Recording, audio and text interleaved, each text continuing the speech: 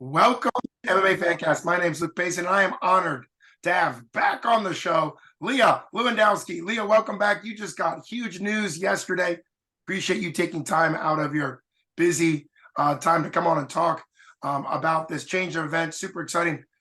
You just got notified yesterday that after a lot of ups and downs in USA Boxing, you're officially certified to go to Olympic trials in Lafayette, Louisiana, December 2nd to 9th. So congratulations to you on that. Thank you. And give us the rundown on kind of how this all came about.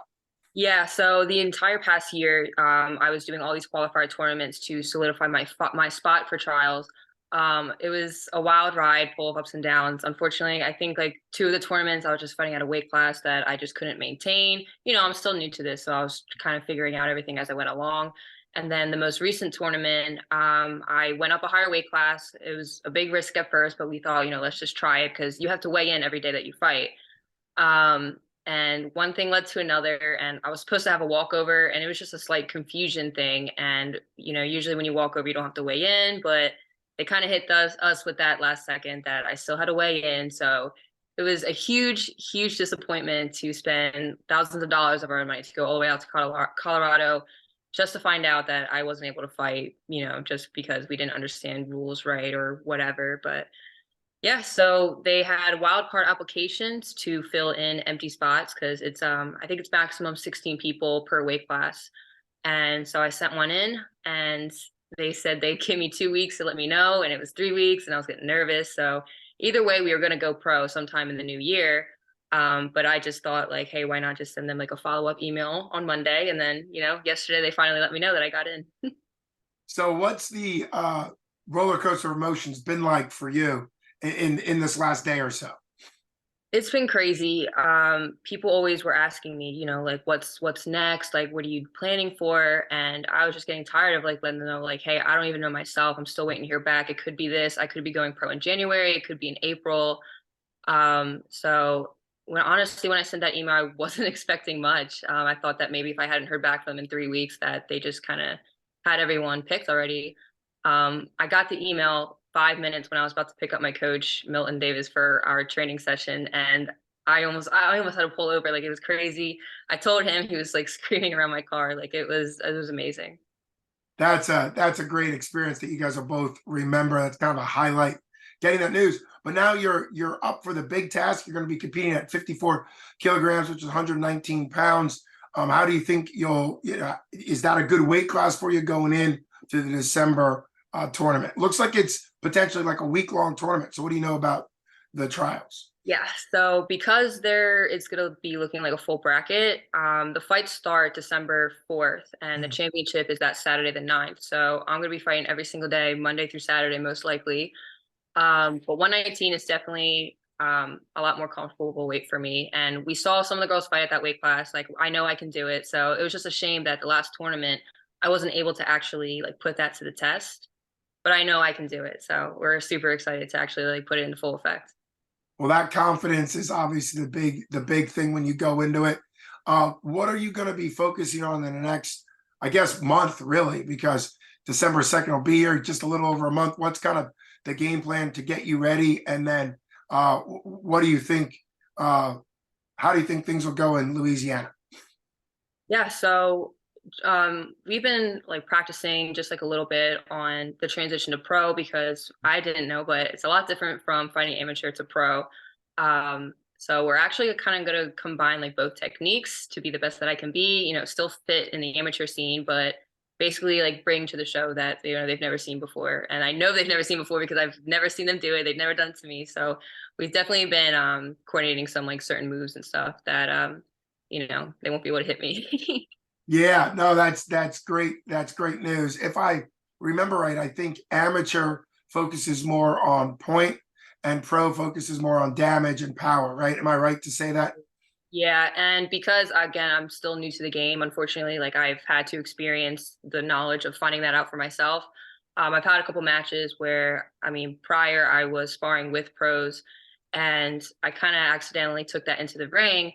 And I was wondering why, like no damage was ever being taken to me, but they were just getting in their points, a lot of running around and trying to catch them. it was all about just like if it looks like it lands, like it counts for them. And it was crazy because I was getting all the damage in sparring, but like the actual fights itself in the amateur scene, it was just all about points. So we're gonna make it look pretty. Right. And understanding how judges judge. I feel like anytime I do broadcasting for MMA or jujitsu, it always comes down to like what our judges looking for. So being able to fine tune that. Now, fill us in a little bit. To my understanding, the Olympic official training is out in Colorado. What happens when you qualify? Like what happens after December 9th? You're in the championship. Do you know anything, or is it just staying focused on that for now?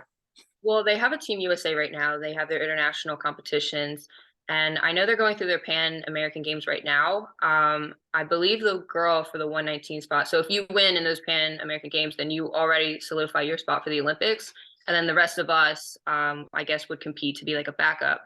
But from what I understand, the 119-pound girl did not win, so I believe that she still has to compete with all of us in trials. And from what I understand, I believe it's the winner that comes out of that trials that gets the spot for the Olympic team. Awesome. I'm not really sure what happens after that. I don't know if they take us to do a couple international competitions or if the decision is still up to the discretion of USA Boxing. But either way, we got to win. Yeah, you have to win it. Well, that's actually great to know that at 54 kilograms, that 16 woman division is wide open because there's no Pan Am champ. So that's kind of actually nice.